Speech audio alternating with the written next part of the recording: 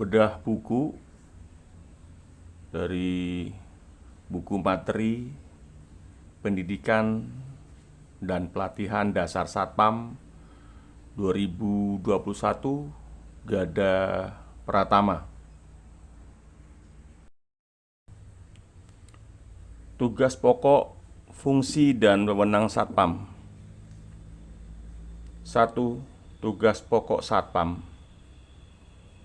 Tugas pokok Satpam adalah menyelenggarakan keamanan dan ketertiban di lingkungan kawasan pekerjanya, khususnya pengamanan fisik atau physical security, personil, informasi, dan pengamanan teknis lainnya. Dalam pelaksanaan tugas pokok tersebut, seorang Satpam harus mampu berperan sebagai pelindung, pengayom, dan pelayan bagi masyarakat yang berada di lingkungan atau kawasan kerjanya. Sebagai pelindung, maka setiap anggota Satpam harus memiliki kemampuan memberikan perlindungan agar masyarakat di lingkungan atau di kawasan kerjanya bebas dari rasa takut, bebas dari ancaman atau bahaya, dan selalu memberikan bantuan tanpa membedakan statusnya.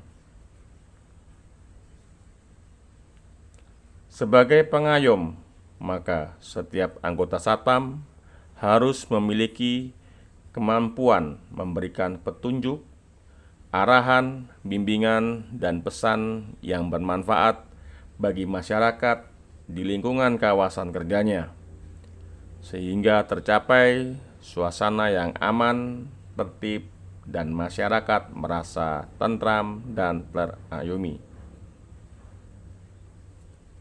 Sebagai pelayan, maka anggota Satpam dalam setiap kegiatannya selalu dilandasi rasa pengabdian dengan etika dan tata krama, serta tutur kata santun dan keramahan yang wajar. Seorang petugas Satpam harus selalu memberikan pelayanan kepada masyarakat di lingkungan kawasan kerjanya secara mudah, cepat, tanpa membebani dengan biaya yang tidak semestinya. 2. Fungsi Satpam. Satpam adalah salah satu pengemban fungsi kepolisian terbatas, dan fungsinya adalah meliputi segala kegiatan melindungi dan mengamankan lingkungan atau kawasan kerjanya dari setiap gangguan keamanan, ketertiban, dan pelanggaran hukum. Satpam memiliki kewenangan terbatas ialah dalam lingkungan kuasa setempat, dalam arti di luar tempat yang ditentukan, tidak memiliki kewenangan. Yang ditentukan dalam tugas kewenangannya adalah lingkungan kawasan kerjanya. Dalam Undang-Undang Kepolisian disebutkan bahwa dalam melaksanakan fungsi kepolisian, maka Polri dibantu oleh bentuk Pam Swakarsa yang mempunyai kewenangan terbatas sesuai tempatnya, ialah meliputi lingkungan kerja, lingkungan pemukiman, dan lingkungan pendidikan. Dan ini adalah Satpam. Bentuk Pam Swakarsa ini adalah bentuk pengamanan atas kemauan, kesadaran, dan kepentingan masyarakat sendiri yang kemudian mendapat pengukuhan dari Polri. Contoh fungsi kepolisian terbatas yang lain adalah Polsus. Yang dimaksud dengan kewenangan kepolisian khusus ialah kewenangan polisian yang oleh dan atas kuasa undang-undang secara khusus ditentukan untuk satu lingkungan, kuasa alat-alat kepolisian khusus sesuai dengan undang-undang yang menjadi dasar hukumnya berada dalam lingkungan instansi tertentu lain, bea cukai, kehutanan, pengawasan obat, dan makanan. Peranan Satpam dalam melaksanakan tugasnya, Satpam mempunyai peranan sebagai A. Unsur pembantu pimpinan instansi atau proyek atau badan usaha tempat ia bertugas di bidang keamanan dan ketertiban tempat ia bertugas di bidang keamanan dan ketertiban di lingkungan atau kawasan kerjanya. 3B. Unsur pembantu Polri dalam pembinaan keamanan dan ketertiban, terutama di bidang penegakan hukum dan security maintenance dalam lingkungan kawasan kerjanya. Keamanan dan ketertiban masyarakat adalah tanggung jawab seluruh masyarakat, dan Polri adalah selaku pembina teknisnya. Setiap orang bertanggung jawab atas keamanan dan ketertiban dalam lingkungan masing-masing, baik lingkungan pekerjaan, pemukiman, pendidikan, dan lain-lain. Di lingkungan pekerjaan, pimpinan instansi, kantor, atau proyek bertanggung jawab sepenuhnya akan keamanan setempat dengan membentuk atau membina petugas Satpam di kawasan kerjanya. Petugas Satpam ini bisa dari karyawan internal dan bisa dari luar atau outsourcing. Di samping bertanggung jawab langsung dalam bidang keamanan di lingkungan atau kawasan kerjanya, Satpam juga membantu Polri dalam pembinaan kesadaran hukum dan kesadaran keamanan. Oleh karena hal ini menjadi tanggung jawab pimpinan setempat dan Polri adalah pembina teknisnya. Kegiatan Satpam. 1. Tugas pengaturan. Kegiatan Satpam disesuaikan dengan keadaan dan lingkungan serta kebutuhan masing-masing instansi atau proyek atau badan usaha yang bersangkutan.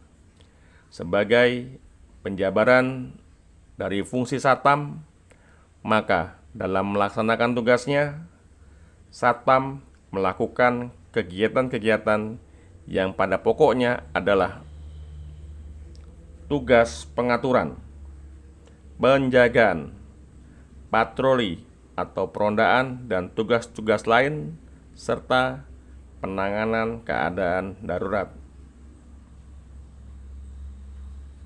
Yang dimaksud dengan tugas pengaturan adalah sebagai penegak tata tertib yang berlaku di lingkungan kerjanya, khususnya yang bersangkutan keamanan dan ketertiban atau tugas-tugas lain yang diberikan oleh pimpinan instansi atau proyek atau badan usaha yang bersangkutan, seperti pengaturan tanda pengenal pegawai atau karyawan. Yang B, pengaturan penerimaan tamu. Strip 1, pengawasan umum terhadap tamu keluar masuk. Strip yang kedua, pengawasan kendaraan tamu. Tipe 3, pengaturan barang milik tamu. C. Pengaturan parkir kendaraan, baik kendaraan karyawan maupun tamu perusahaan. 2. Tugas penjagaan. A. Penjagaan adalah salah satu tugas Satam di bidang preventif yang dilakukan di tempat-tempat penting atau tertentu, baik secara tetap maupun untuk sementara, dengan tugas pokok memelihara keamanan dan ketertiban umum, serta mencegah terhadap terjadinya penyimpangan-penyimpangan sosial, pelanggaran-pelanggaran peraturan hukum dan perundang-undangan, serta berbagai bentuk tindak pidana. Melaksanakan penjagaan dengan maksud mengawasi masuk atau keluarnya orang atau barang dan mengawasi keadaan-keadaan atau hal-hal yang mencurigakan di sekitar tempat tugasnya. B. Bentuk-bentuk penjagaan dapat berupa pos tetap atau pos sementara. 1. Pos tetap. Yang dimaksud dengan pos tetap di sini adalah pelaksanaan tugas penjagaan yang harus dilakukan secara terus-menerus di tempat-tempat tertentu di penjagaan lokasi lingkungan atau kawasan kerja. 2. Pos sementara. Pos sementara diadakan dalam rangka menghadapi beban peningkatan insidentil dalam pelaksanaan tugas jaga pada pos tetap untuk jangka waktu tertentu sesuai dengan kebutuhan. Pelaksanaan tugas penjagaan yang berbentuk pos sementara ini diadakan pada tempat-tempat yang dianggap penting. Misalnya, penjagaan pada proyek yang terpenting di lingkungan atau kawasan kerja, atau penjagaan pada rumah-rumah VIP. C. Pelayanan terhadap masyarakat. 1. Sesuai dengan peranan penjagaan, maka dasar pelaksanaan tugas dan pelaksanaan tugas dari penjagaan adalah melayani masyarakat dalam bentuk memberikan kebutuhan atau pertolongan. Karena itu, setiap petugas juga harus lebih peka dan tanggap dalam memberikan pelayanan kepada masyarakat. 2. Dengan memberikan bantuan, pertolongan, perlindungan, dan jasa-jasanya kepada masyarakat, maka Satam akan mendapat simpati, kepercayaan, dan penghargaan dari masyarakat, dan sebaliknya, masyarakat pun akan memberikan bantuannya dan kerjasamanya kepada Satam. Tugas patroli atau perondaan. A. Pengertian patroli. 1. Patroli adalah penugasan 2 orang atau lebih petugas Satam dengan tujuan untuk mendatangi suatu tempat atau menjelajah suatu daerah yang ada atau dapat diperkirakan adanya gangguan terhadap keamanan dan ketertiban umum. 2. Tugas patroli adalah suatu kegiatan Satam dalam rangka melaksanakan segala usaha di bidang tugas-tugasnya yang bersifat preventif dan tindakan represif tingkat pertama. B. Bentuk kegiatan. 1. Pada hakikatnya, tugas patroli meliputi perondaan, persambangan, termaksud patroli pengenalan, pengawalan. 2.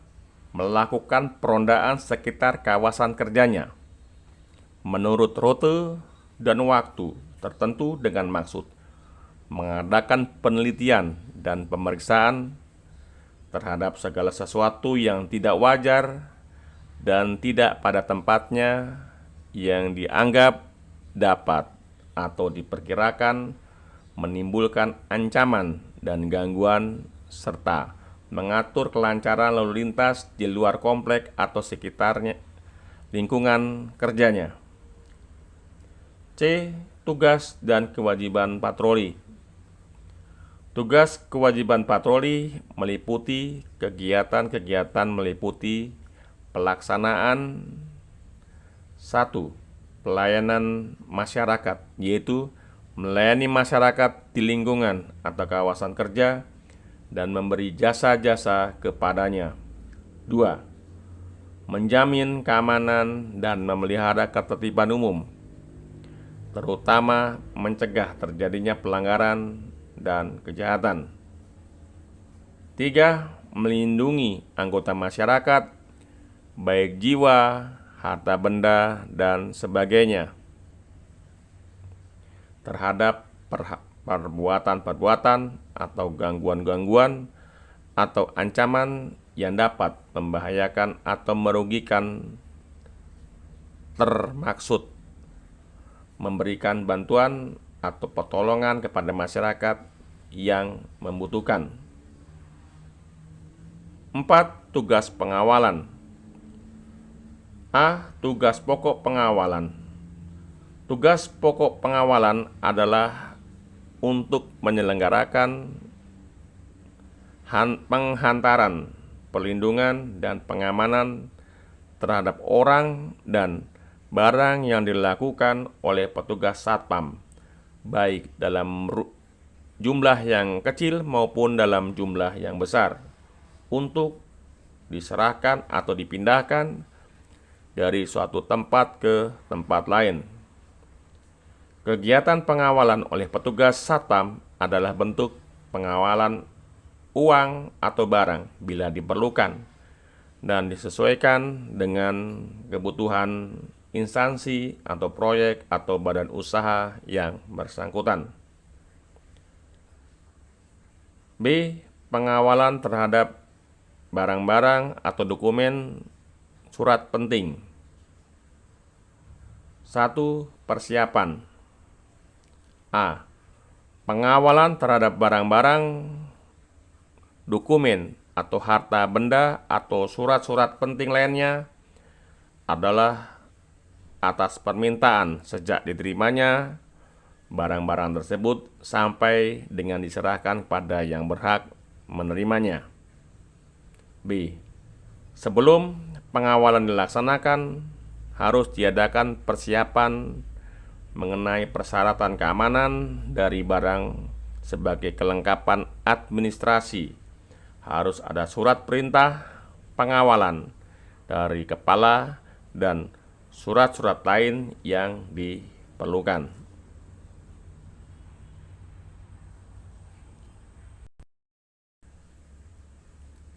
Dua, pelaksanaan pengawalan.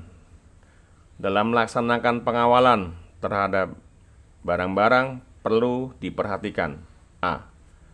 Keutuhan dari barang-barang tersebut sampai ke tempat tujuan, tidak berhenti di sembarang tempat, misalnya untuk makan, minum, dan lain-lain keperluan. B. Usahakan dalam mengawal barang-barang dapat diselesaikan pada siang hari. Hal ini untuk mengurangi risiko yang dihadapi oleh pengawal. C. Setiap penugasan pengawalan barang-barang setelah tiba di tempat tujuan diadakan serah terima antara kepala pengawalan dengan pejabat yang berhak menerimanya.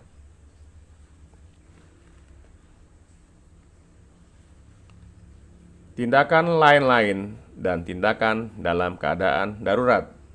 A. Pengambilan langkah-langkah dan tindakan sementara bila terjadi suatu tindakan pidana antara lain: 1. Mengamankan tempat kejadian perkara, menutup, menjaga keaslian TKP, serta mengatur lalu lintas. 2.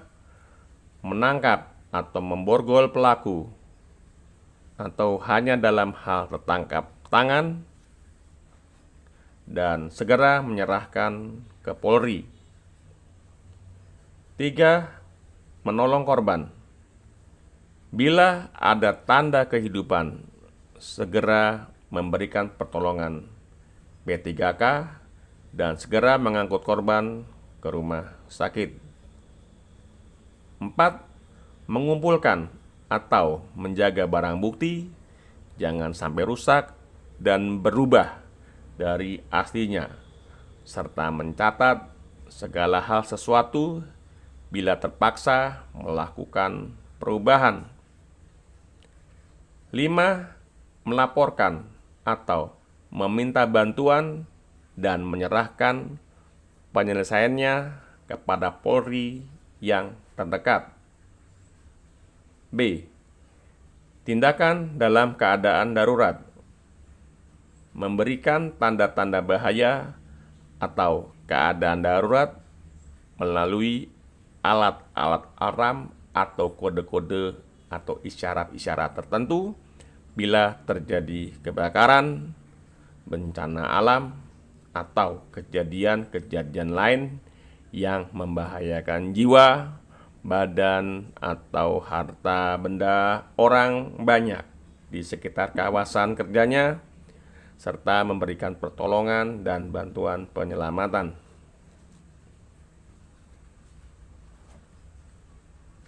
Wewenang Satam.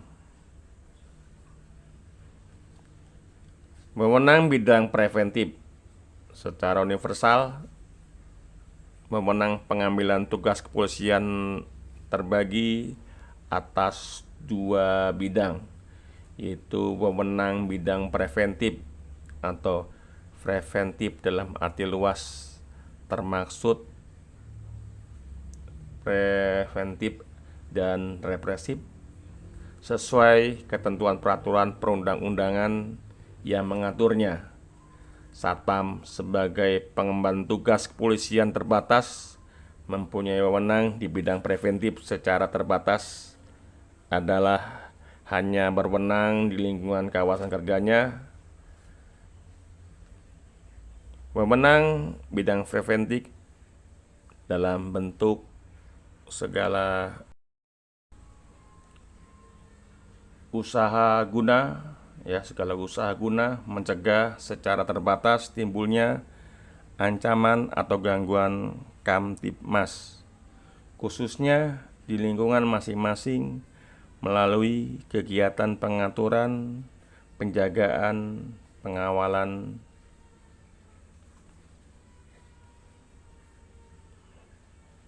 dan 2. Wewenang dalam hal tertangkap tangan. A. Pengertian. Tertangkap tangan adalah tertangkapnya seseorang pada waktu sedang melakukan tindakan pidana atau dengan segera sesudah beberapa saat tindakan pidana itu dilaksanakan, atau sesaat kemudian diserukan oleh khalayak ramai sebagai orang yang melakukannya, atau apabila sesaat kemudian padanya ditemukan barang bukti hasil kejahatan, benda yang diduga keras telah dipergunakan untuk melaksanakan tindak pidana itu, yang menunjukkan bahwa adalah pelakunya atau turut melakukan atau membantu melakukan tindakan pidana itu.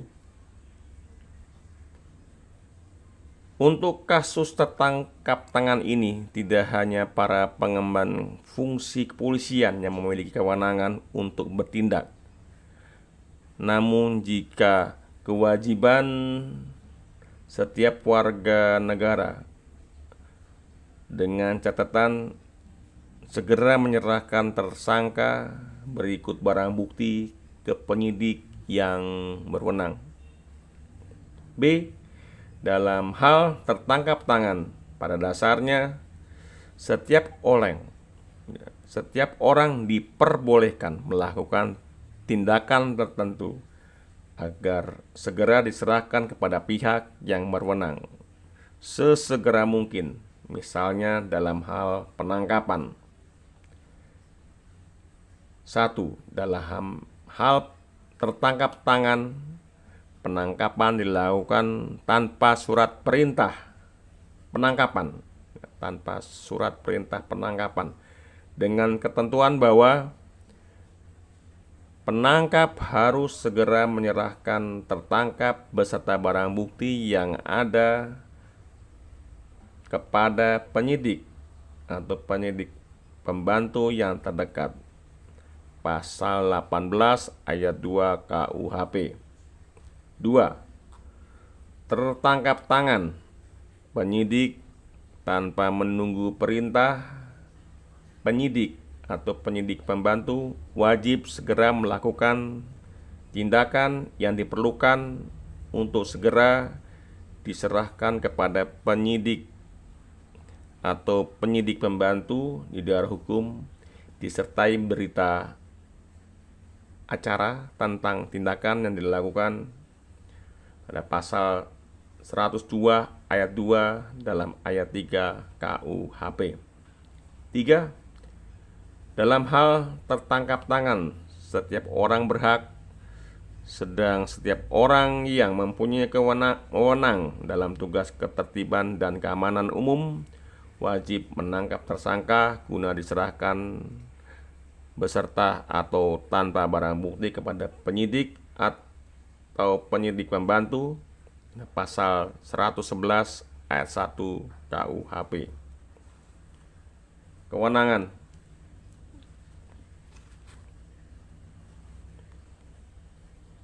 Tindakan kewenangan. 1. Penjelasan tentang penggunaan kekuatan. A. Pengertian. Dalam melaksanakan tugasnya, seorang petugas keamanan termaksud petugas satpam pada waktu akan pada satu situasi berhadapan dengan pihak lain atau lawan yang tidak patuh dan tidak mau menurut perintah petugas. Oleh karena itu, petugas sesuai dengan wewenang yang dimilikinya terpaksa melakukan tindakan pemaksaan yang diperlukan sesuai gangguan keamanan dan risiko yang dihadapi, dimulai dari tindakan lunak, sedang sampai pada tindakan keras, dan bahkan tindakan yang mematikan.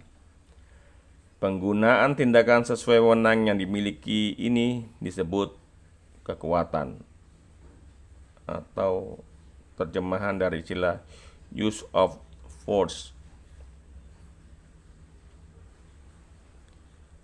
Penggunaan kekuatan adalah kegiatan atau tindakan anggota kepolisian yang secara fisik, baik kekuatan yang mematikan atau tidak, dalam menangani atau menghadapi suatu kejadian yang memiliki alasan yang masuk akal, dibenarkan oleh hukum, dan dilaksanakan secara profesional. Tindakan profesional. 1. Tindakan profesional adalah prinsip penggunaan kekuatan anggota Polri yang harus dilaksanakan secara seimbang, sehingga tidak menimbulkan kerugian atau penderitaan yang berlebihan.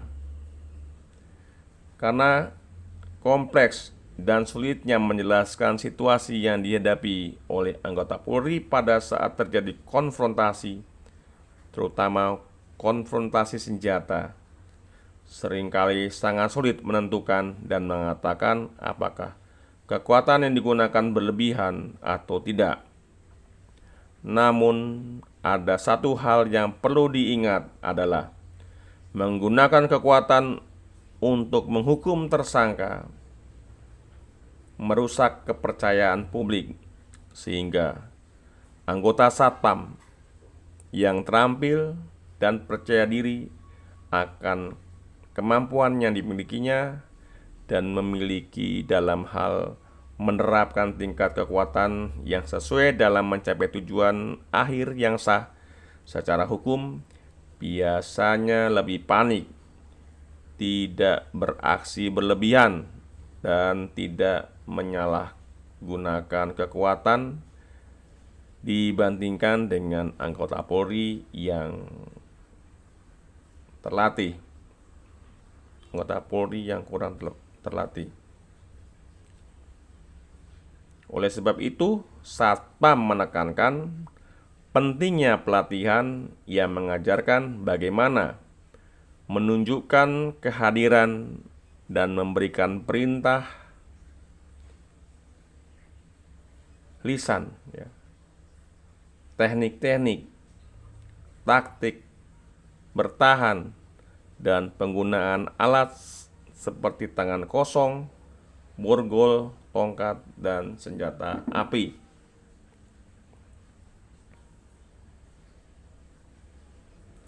Dua, keseimbangan penilaian risiko dan merespon jenis kekuatan. A. Peningkatan risiko yang akurat. 1. Penilaian terhadap risiko yang akan muncul membantu membentuk persepsi petugas yang reasonable atau beralasan dan masuk akal mengenai tindakan-tindakan tersangka. 2. Model penggunaan kekuatan menggolongkan persepsi-persepsi petugas yang beralasan dan masuk akal mengenai tindakan tersangka dalam 5 tingkatan. 3. Persepsi-persepsi petugas yang beralasan dan masuk akal menentukan respon kekuatan yang sesuai yang digunakan. B. Respon kekuatan yang sesuai.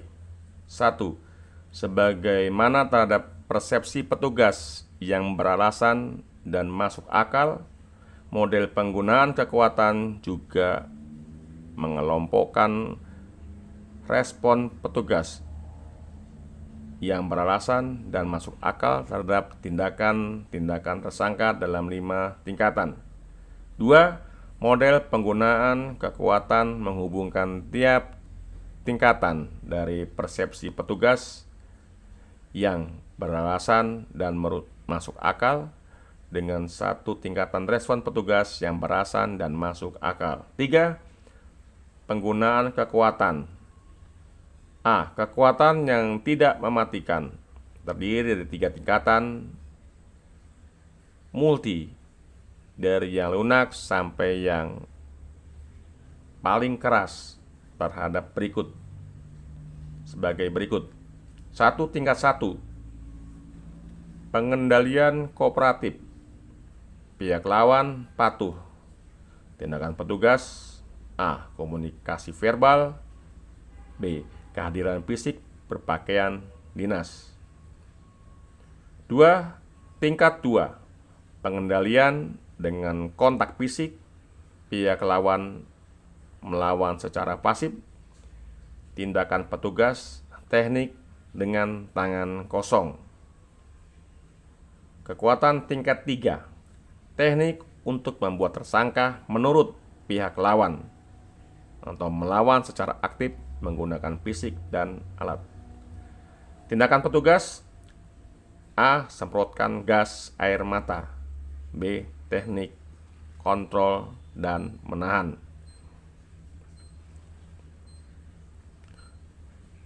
Penggunaan kekuatan tingkat 4.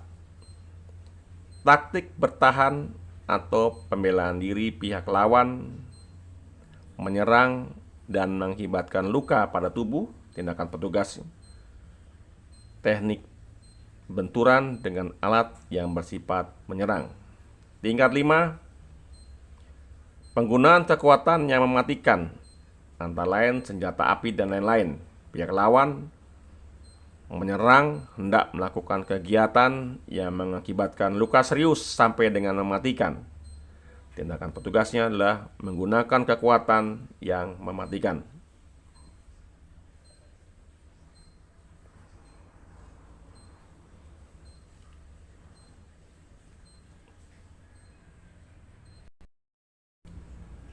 Penggunaan kekuatan yang tidak mematikan. A. Pengendalian yang kooperatif. 1. Persepsi petugas terhadap pihak lain atau lawan patuh. 2. Tindakan petugas. A. Komunikasi verbal. 1. Keterangan-keterangan komunikasi verbal merupakan salah satu tugas keterampilan yang paling penting untuk dikuasai oleh petugas. 2. Teknik-teknik intervensi masalah dan penyelesaian masalah konflik melengkapi komunikasi verbal. Tindakan petugas yang B. Pengendalian dengan kontak fisik. 1. Persepsi petugas terhadap pihak lain atau lawan melawan terus. 2. Tindakan petugas. Lalu 3. Petugas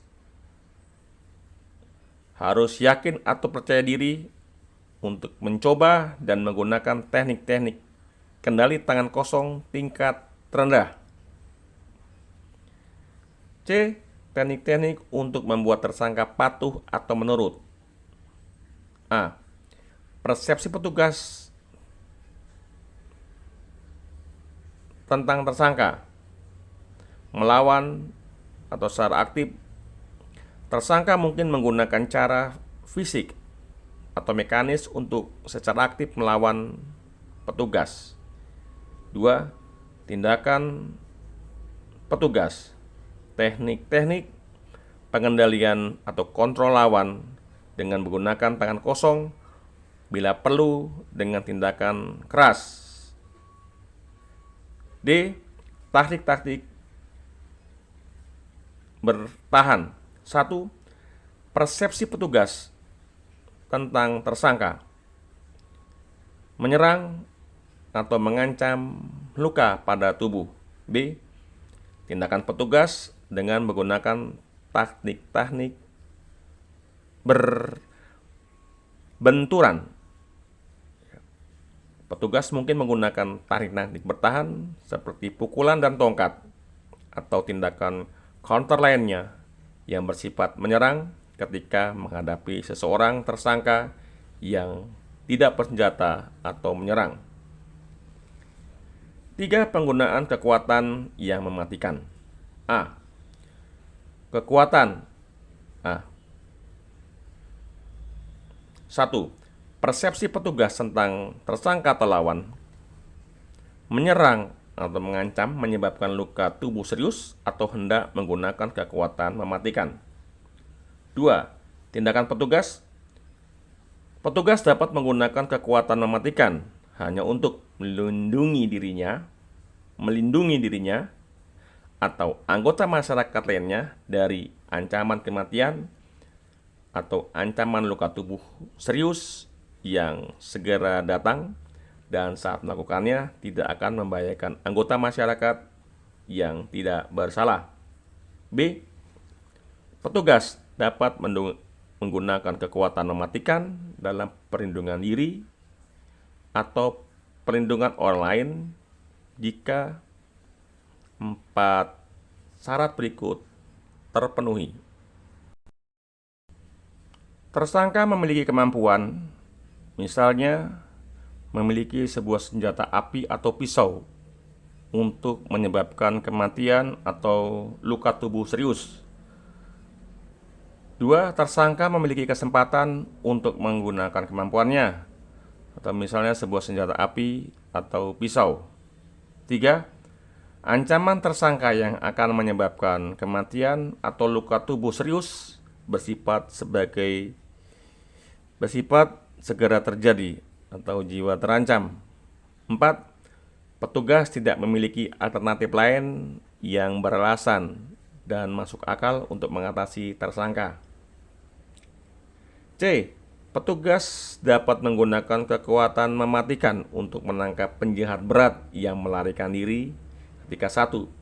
Penjahat berat tersebut telah menggunakan atau mengancam menggunakan kekuatan mematikan untuk melakukan kejahatannya. 2. Menunda penangkapan penjahat berat tersebut dapat segera menyebabkan kematian atau luka tubuh serius pada petugas atau anggota masyarakat lainnya.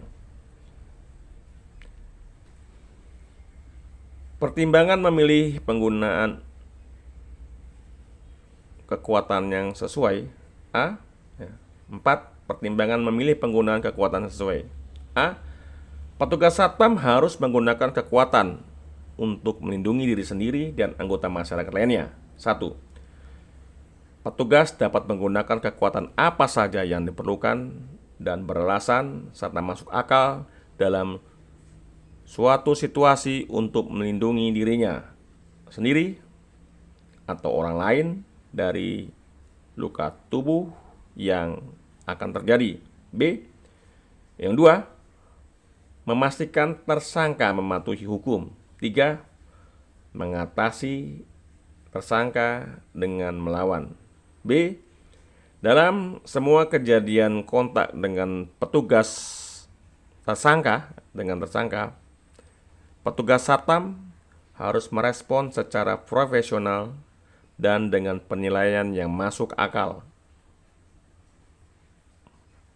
1. Seorang petugas satpam yang baik menggunakan persepsinya atas tindakan tersangka dan situasi-situasi lainnya yang merespon dengan jumlah dan tingkat kekuatan yang beralasan dan masuk akal. 2. Selain tindakan tersangka, tindakan keseluruhan mencakup A. Sifat dari pelanggaran yang dilakukan tersangka. B. Tindakan-tindakan pihak ketiga. C. Keterbatasan fisik petugas. D. Kemungkinan atau tersedia alternatif kekuatan. C. Petugas disarankan menggunakan semua tingkatan minimum sebelum penggunaan lain yang lebih tinggi, kecuali ketika tingkat kekuatan yang lebih tinggi tersebut diperlukan untuk mencegah petugas tidak mengalami luka tubuh